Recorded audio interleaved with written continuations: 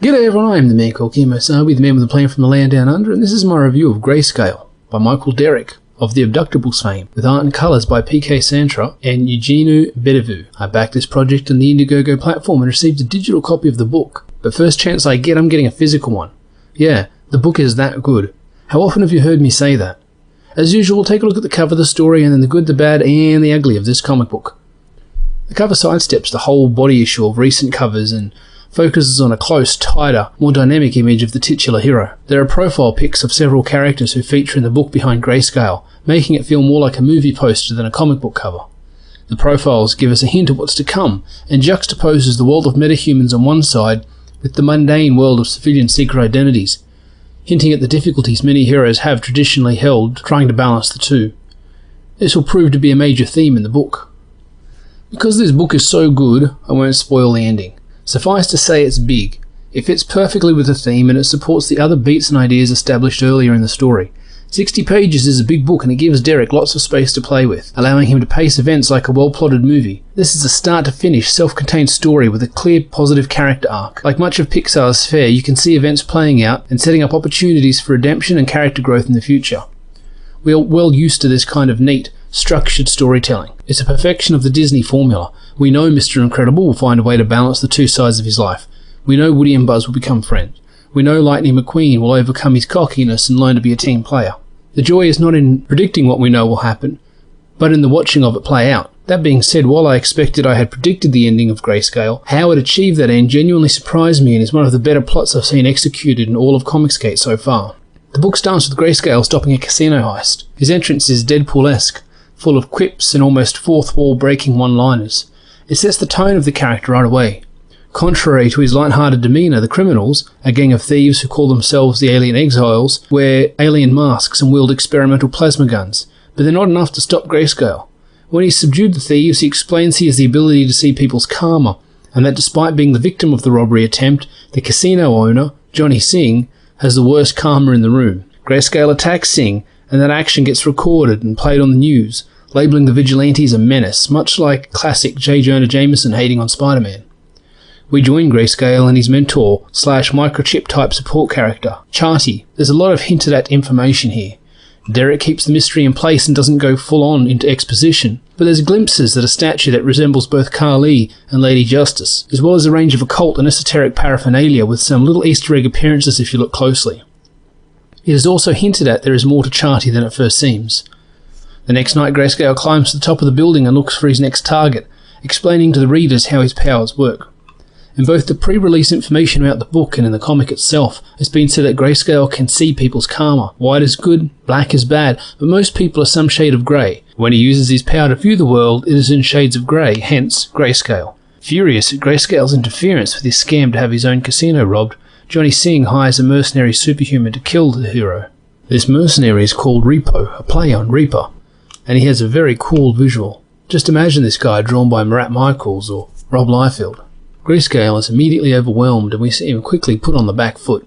He knows he is outclassed, and despite getting a few good licks in, GRAYSKALE realises this battle is life and death, specifically his death. Desperate, he resorts to using an aspect of his power Charty has warned him about abusing, what he calls instant karma. Somewhat similar to Ghost Rider's penance stare, this ability seems to manifest the universe's reaction to the target's karma in one single moment. For Repo, a hired killer who surely has terrible karma, the result is a busted gas line nearby suddenly exploding, possibly killing him. Why doesn't GRAYSKALE use his power all the time? Because using it lowers his own karma, sending him into an abusive, violent spiral that affects his mind and body. Returning to his lair, GRAYSKALE goes off at Charty and storms out after saying some very hurtful and unfair things. Unable yet to return to apologise, GRAYSKALE adopts his civilian identity, Ash, and goes to work at a homeless shelter / rehab clinic, where we meet the girl of his dreams, Felicity. She is depicted as having, as Ash calls it, the most beautiful aura he's ever seen. I like the idea that his attraction to her transcends the physical, that it is the beauty of her karma that dazzles Ash, as only he can truly see it. It's also mentioned that because Glitter City is a place of gambling, sin, vice and excess, the homeless situation is much worse there than the rest of the nation, and places like this shelter are critical. Ash manages to ask Felicity on a date, but while out on the town a superhuman shows up and causes havoc, endangering hundreds of civilian lives. Ash reacts, compromising his identity and revealing himself to Singh's henchmen, who are all on the lookout for him. Once Ash flees, scared of what he will say or do to Felicity after using a particularly devastating instant karma attack, Felicity is kidnapped by the thugs and taken back to the Brass Ring Casino. This sets up a final showdown between Sing and Grayscale, one that leads to a huge 14-page battle where Grayscale fights his way through the casino to come face to face with Sing, upgraded with black market power armor, in an attempt to save the life of the woman he loves. It's classic good versus evil storytelling, which means so much more in a book that is all about the shades of grey we all exist in. Normally I do my usual good, bad and ugly routine, but the truth is I have nothing bad to say about this book. It'd just be crickets and tumbleweeds. I've seen a range of criticism about the art and the description of the story online, and I'll talk about them, but I will say the criticism fell flat with me. I don't think they have merit. A criticism tends to be based on taste, it's subjective, just like all of my reviews. So if someone says they dislike an aspect of the comic, I can just as easily say that I liked it. The art does have a stylized, thick line and almost flat appearance. While I like the effect and feel it enhances the sort of surreal feeling of the story, the unreal over-the-top nature of Grayscale, I can see why some people aren't huge fans of it. I have no problem with paying for a book with art of this quality, but I saw some criticisms of it online as the campaign was fulfilling, and they weren't all invalid. So accustomed are people to the safe, bland, 3D traced model style of artwork, or the third Google image search result flipped and traced in Photoshop style, that they fail to recognise the kind of energy and post-realism that made artists like Steranko and Kirby household names. If you criticise elements of Santra's art, you could just as easily make similar criticisms of elements in Kevin O'Neill, Jack Kirby and Eric Larson's work.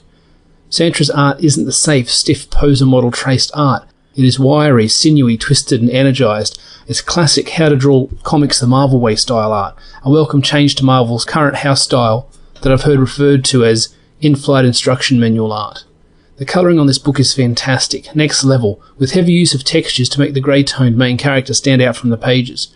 Everything else about the page is rendered in eye-popping colour, to contrast with Grayscale, and the grungy textures applied to his figure in each panel give him a sort of surreal depth, again enhancing that fourth wall breaking sensation. It's never explicitly said Grayscale knows he is in a comic. He's not so heavy-handed as Deadpool, but the way he addresses the audience, his appearance, and how he refers to the story structures and conventions gives you a hint that it might be the case. It's just another layer of intrigue Derrick has weaved into the book. In an age of decompressed storytelling, paced with the trade padding, pointless B, C, D and E subplots and whatever the hell Bendis calls this, Grayscale is a straightforward, to-the-point narrative. The character Grayscale ponders his thoughts explicitly and directly, much in the style of Peter Parker 20 or 30 years ago. I imagine to some readers, the sort who have been raised on Buffy-level Whedon-speak and Bendis-style decompressed storytelling, something like Grayscale might seem almost simple or lacking in depth. What it lacks is not depth, but fluff and filler. Derrick wastes no pages, panel or line. Nothing is included for vanity's sake or to fill the page count. This is a tightly planned narrative that does everything it sets out to do. All expectations are met and met well. I won't give away the ending, but it's the perfect superhero movie ending. The final panel is the last line you've seen in a half a dozen superhero movies. There is no other line that could end this story so well. Derrick weaves so many subplots and future story hooks into this book. Readers of the second book can look forward to possibly learning how Chardy and Ash met, who or what is the Red Hand, how Ash got his powers and how they link to the statue in his complex, what is the anti-colour, who or what was Chardy before he began mentoring Ash. This is, and I mean it in a positive way, MCU-level storytelling, long-form storytelling where you set up subplots in Book 1 that will be resolved in Books 2, 3 or 4. In many ways, Grayscale is a blueprint writers can look to on how to make a smart, fun, self-contained story with a clear character arc and well-paced beats and acts. I'm not sure how much knowledge Derrick has regarding traditional storytelling structures, but he's absolutely nailed it the first time out the gate with this character. If you're a fan of classic Spidey stories, Deadpool, Darkhawk, or other more esoteric or street-level characters, Grayscale is your jam, you just don't know it yet.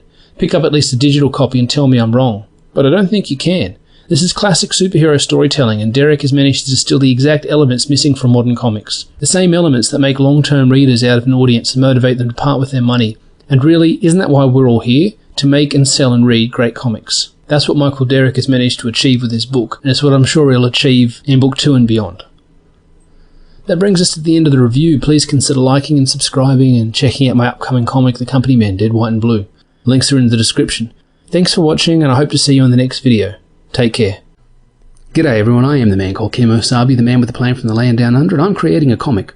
The Company Men, Dead, White and Blue is a 60-page full-colour comic about a CIA-run metahuman strike force burned by their own agency while operating in the Middle East, and they fight to clear their name and stop an imminent terrorist attack. This comic is the first issue of an exciting, action-packed new IP that mixes the action of Suicide Squad with the intrigue of Homeland, Body of Lies, and Copra. With art by some of the best indie talent in South America, and a script by me, this comic promises to be the breakout hit of 2021. The sign-up page link for the campaign is in the description below. Backers who sign up go in the running for the chance to win original art pages from the comic itself. I hope you'll be motivated to join me on this journey, to trust me with a portion of your time, your money, and in return, I'll make the best comic book I can, in the hope it entertains you in a way modern comics so often fail to do.